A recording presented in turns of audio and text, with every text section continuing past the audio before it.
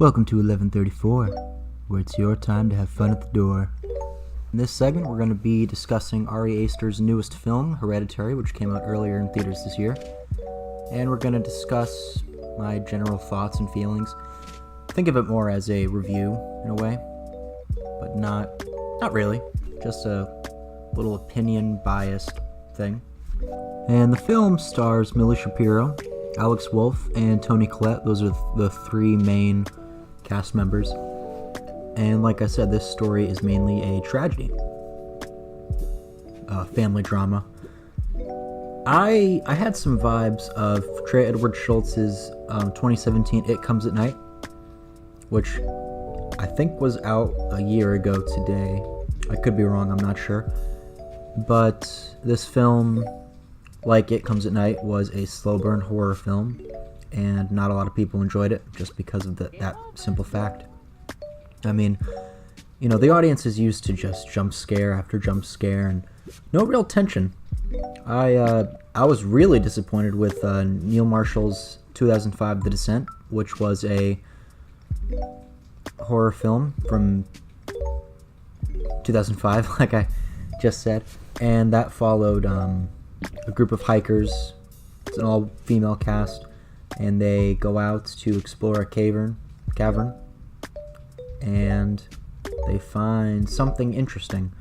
Now, the movie looked nice. I bought the unrated director's cut at a local bookstore, and there was a problem. The action was not...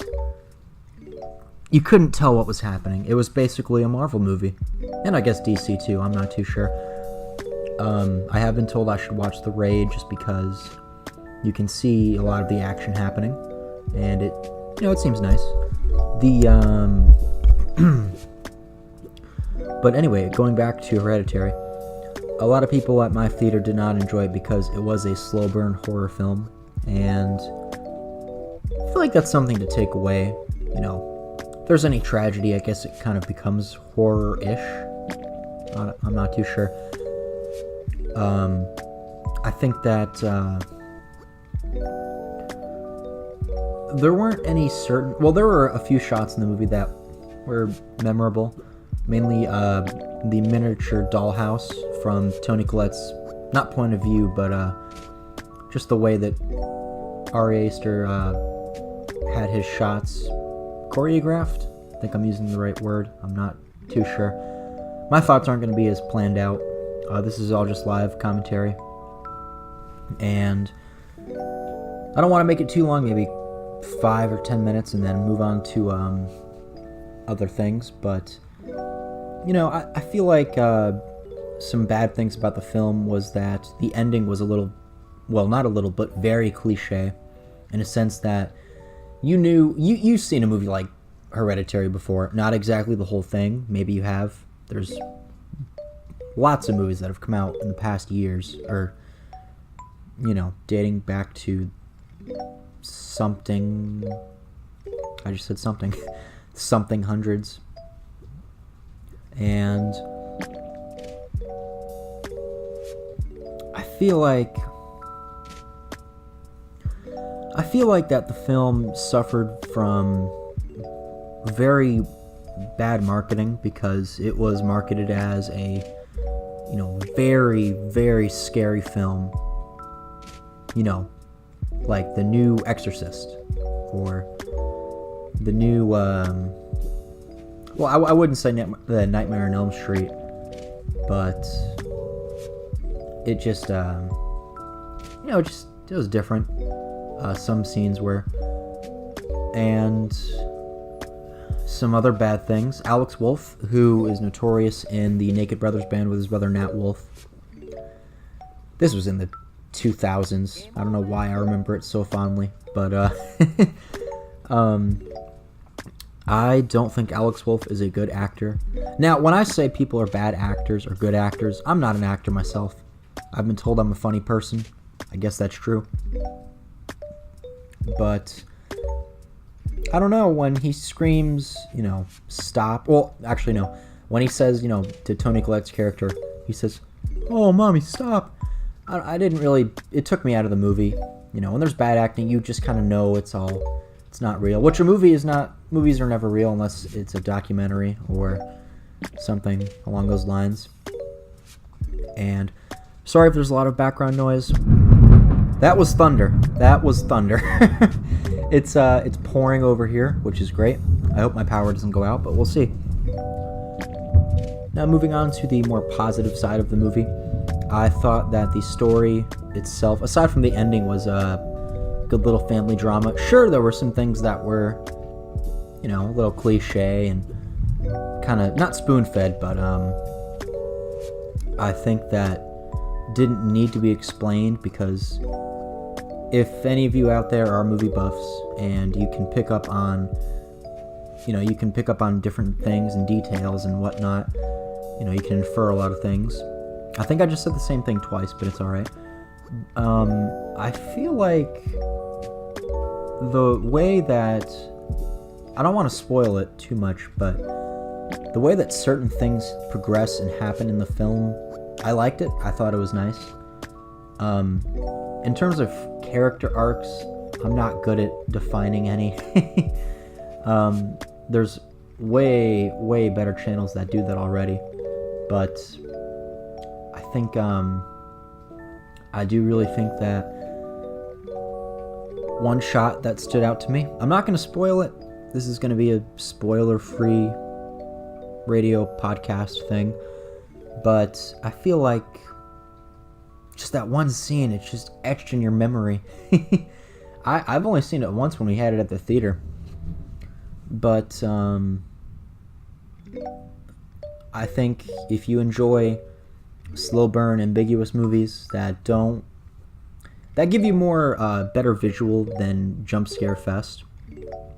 And the score, it wasn't too memorable. I don't know who composed it. I'll have to look it up and link it in the description if I remember. But all in all, I think the film was a good watch. Just the ending could have been done better.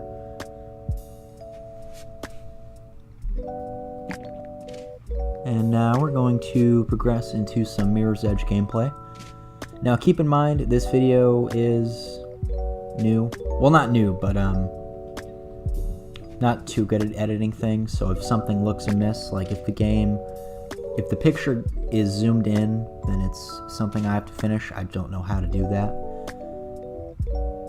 And let me think. Something else too. I think the general audience, they enjoy those jump scare movies. Like, I know Slender Man was recently released, and I haven't heard any audience consensus at all from Rotten Tomatoes or any other websites like, you know, Bloody Disgusting or Cinema Blend. But I do know that, to me, the film looks terrible. I don't want to watch it. I think I played the game once when I was a kid, and it was very creepy in the atmosphere. I mean, the whole point of the game is to collect these pages, and Slenderman appears in the woods, and that's it. I mean, I don't know what story they're trying to make. I know there was a 2010 little creepypasta thing from, I guess, these two girls. They stabbed and killed another girl in order to awaken the Slender Man. I don't know. But, yeah, that's basically my little segment on Hereditary. And I'll probably have something else in the future. I'm trying to stretch this to 10 minutes. I'll probably have, like a weekly little radio show thing on different movies. The only genres I'm not going to be covering are country and musicals, because, well, not country, Western, yeah. I don't really care for Westerns. You know, stuff like John Wayne, and I'm thinking of Clint Eastwood for some reason. And musicals, we're not talking about Hairspray. Anyway, let's transition to a little Mirror's Edge.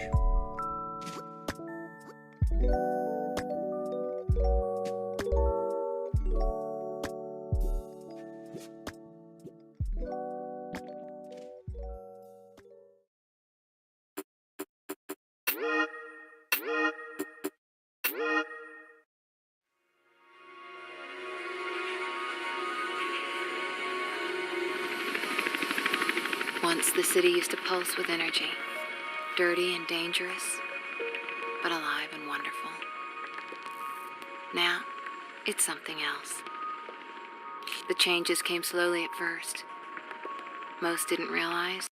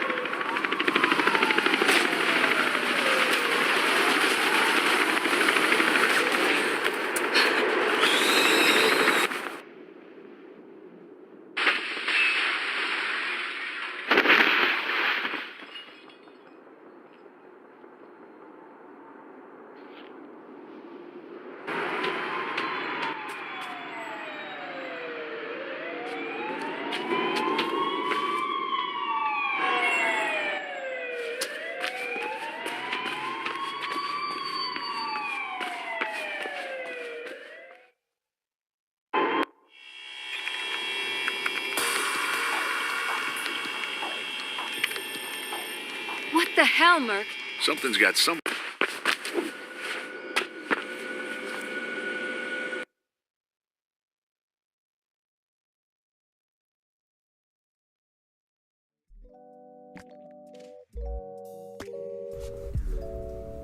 Alrighty, and welcome back.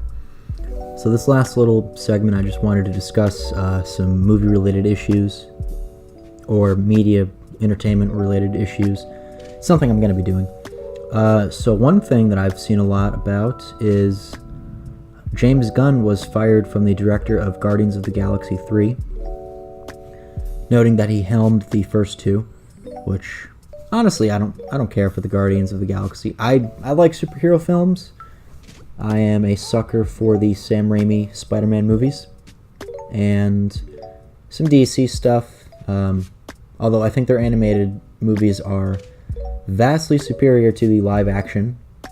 Now, don't get me wrong, I enjoyed Man of Steel and Batman vs. Superman, the Ultimate Edition, but Wonder Woman, nothing too memorable stood out to me, as well as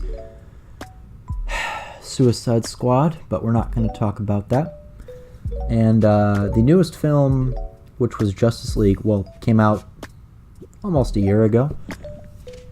Two directors' visions, one stepped away, one came in, and it was kind of bad.